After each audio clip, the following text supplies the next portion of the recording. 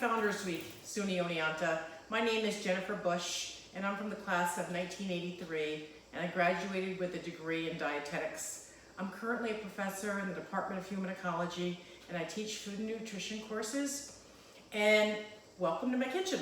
I'm here to show you tonight how to make easy flatbread pizza. Do you have just 5 minutes? That's all you need, honestly. But before we get started, and while the oven is preheating, I have it on 425, I wanted to tell you about a few of the ingredients that I have in front of me. First of all, the garden is just booming. So I've got all of these wonderful garden tomatoes and far more than I would ever need for this amount of pizza that I'm making tonight.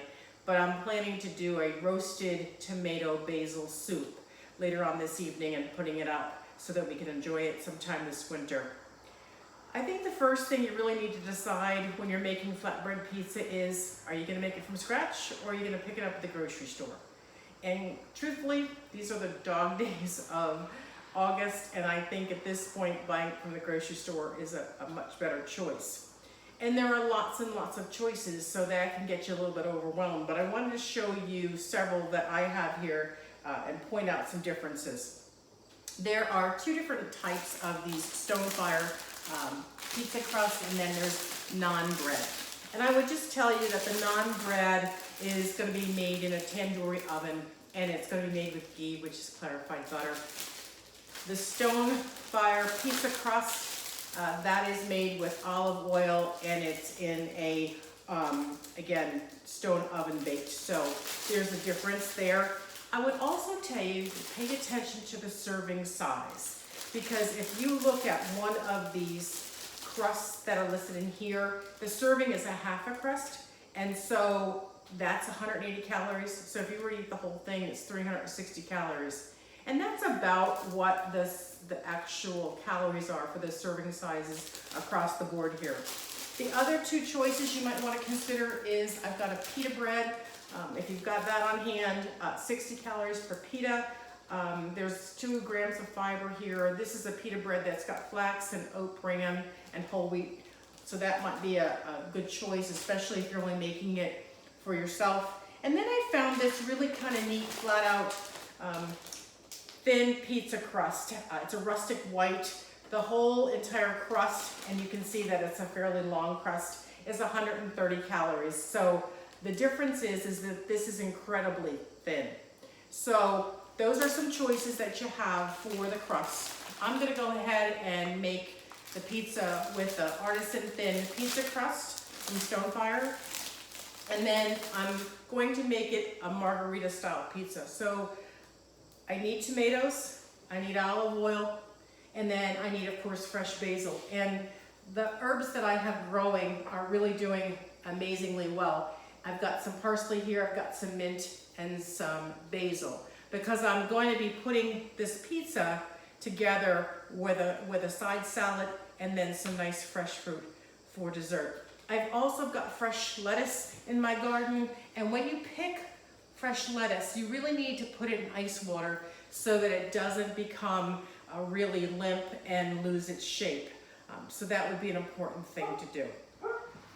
So the other thing I wanted to tell you that I'm using is the fresh mozzarella instead of the shredded mozzarella. I think this is going to really make it even more delicious.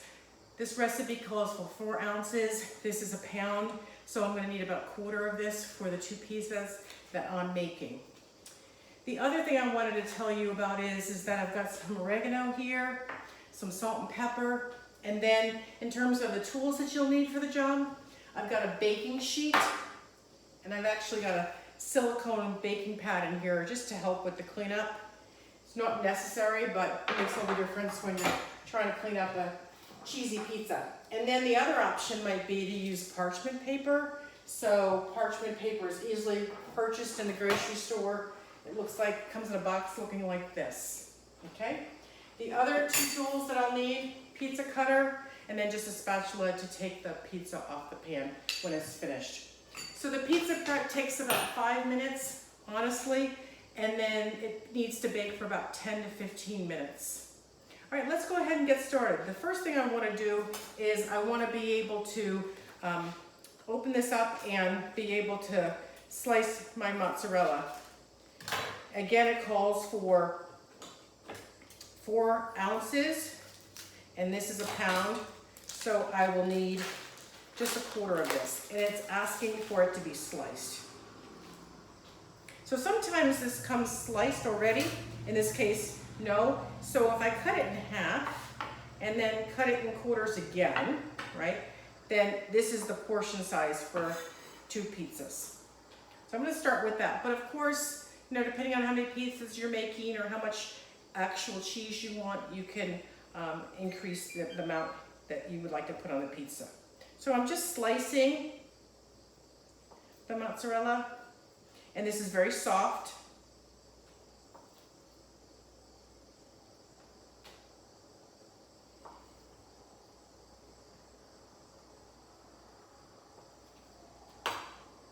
Okay, and then I'm going to slice my tomato, which I have to tell you, the tomatoes are just amazing in the garden. I won't use the end there. And it's asking for the tomato to be sliced thin. So I'll do that. And again, there's all different kinds of tomatoes out there. I've got cherry tomatoes, I have orange colored tomatoes, I have grapes tomatoes. So you could add a variety of tomatoes here, whatever you really would like to do. So there's my sliced tomato. And then as far as the basil goes, I'm gonna pick some of these leaves, and I'm gonna, instead of tearing it, which you could do, and certainly could do at the end on the top of the pizza, I'm going to kind of roll these up and do what's called a chiffonade. And I'll show you what that means in just a second. Got some more leaves here. And the smell, oh my gosh, if you've never smelled fresh basil, it's amazing. It really is amazing. The flavor cannot be beat. So I have lots and lots of basil. And what you basically do is you roll it, and then you're taking your knife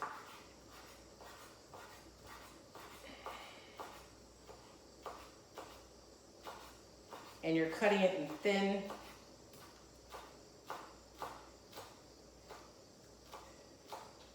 strips here. Basically, it's like a shred. And I just think it releases so much of the flavor from again, the oil and the herb.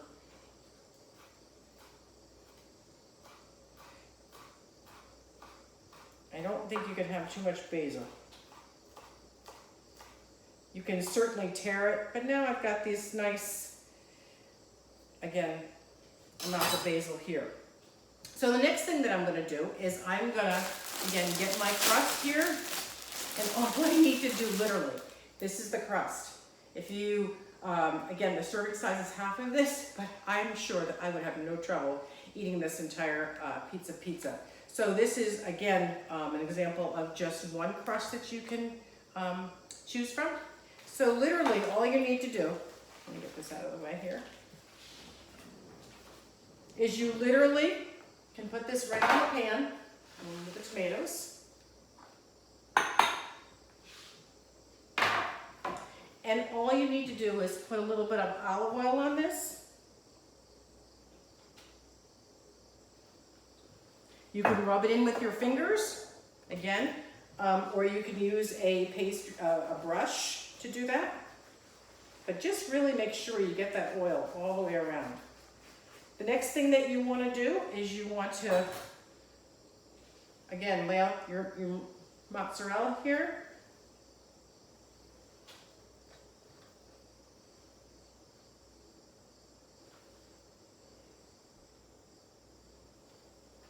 Then you want to put in some of your basil. You're going to add more at the end too after it bakes. Okay. And then you're going to put your tomatoes on top of that.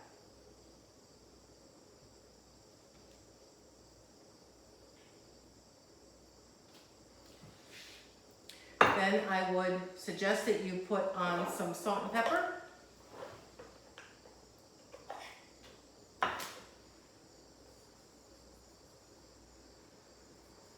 Here's my salt. And here's my pepper.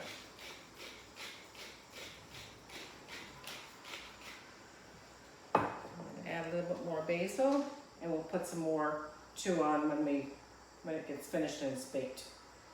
That is it. I mean, literally, you can be as creative as you'd like to be. Doesn't have to be about tomatoes, fresh tomatoes, and mozzarella could be, you can use the marinara sauce here or a pizza sauce, and then any kind of topping that you could possibly imagine. And pizzas can be very upscale with goat cheese and fruit. They can actually be just a plain cheese pizza, but the bottom line is the more colorful, the more fresh, the healthier it is, and the faster it takes to put this together. And think about what it costs you to buy a pizza when you're ordering from your local pizza delivery place, and the quality that you get much better when you're making it from scratch yourself. Plus, if you've got children, they can be involved in your making pizzas themselves and making them individual to their liking. So I'm gonna go ahead and pop this in the oven.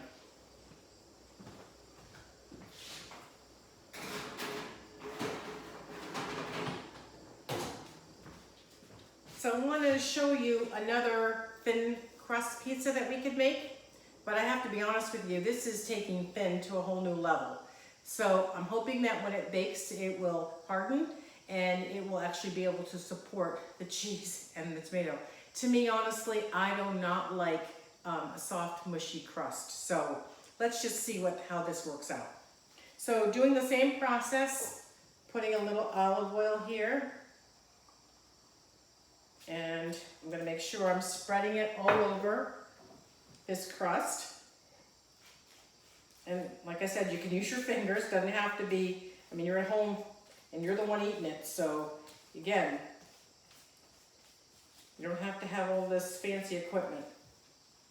And then what I'd like to do is I also wanted to make sure that you knew I added the oregano to that pizza as well. I had forgotten to put that on when I was showing you.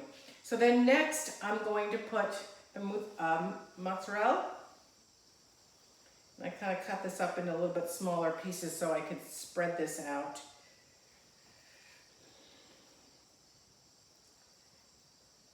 Good. That looks good.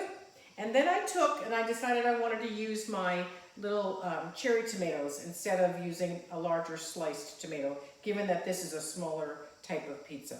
So I'm going to add those next.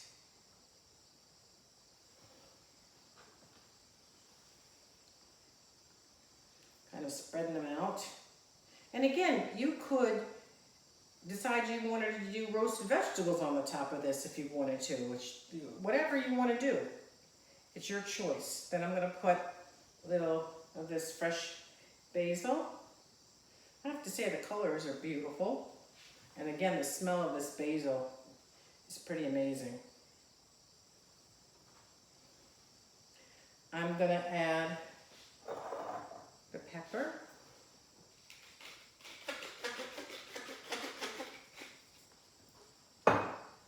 Just a little bit of salt. You can always add salt afterward, but you certainly can't take it away.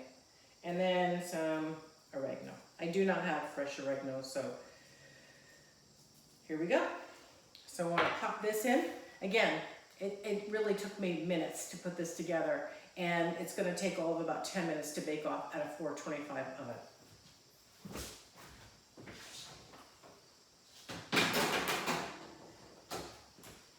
So here's what I'm going to do. I'm going to clean this all up, and I'm going to set the table, placement, and I'm looking forward to enjoying and tasting the pizzas with you.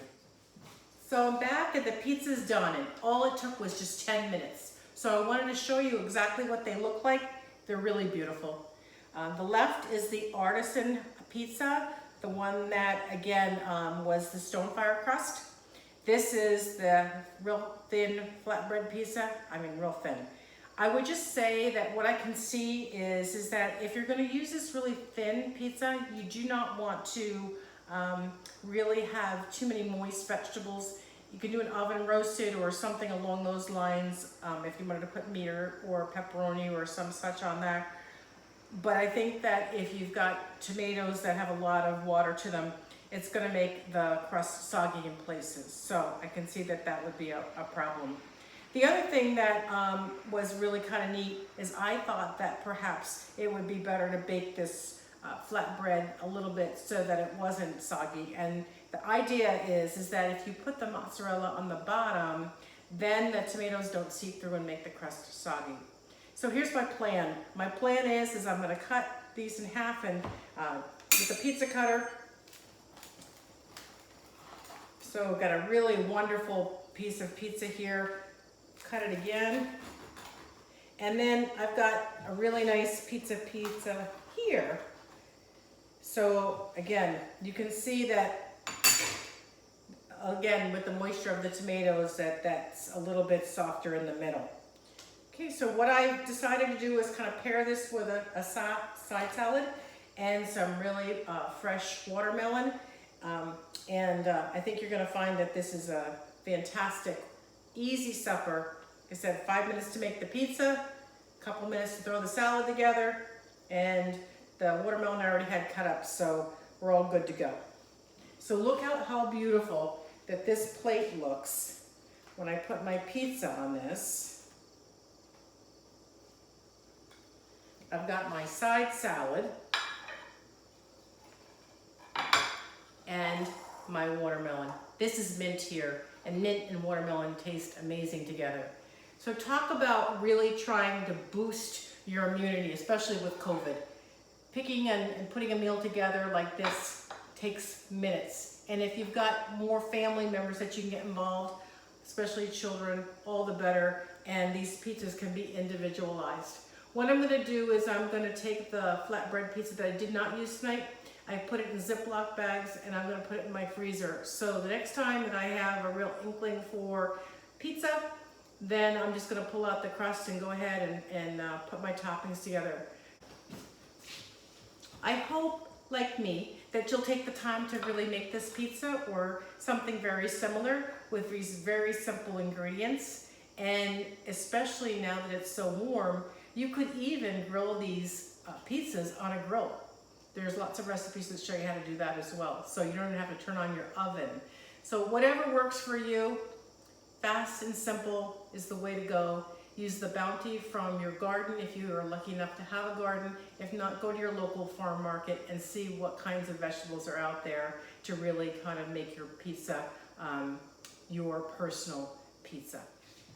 So there's nothing like fresh, and you can see using the produce from the garden, or even if you had a farm market close by, being able to buy fresh tomatoes, have fresh basil, the salad, everything here is from my garden except the pizza crusts and the mozzarella.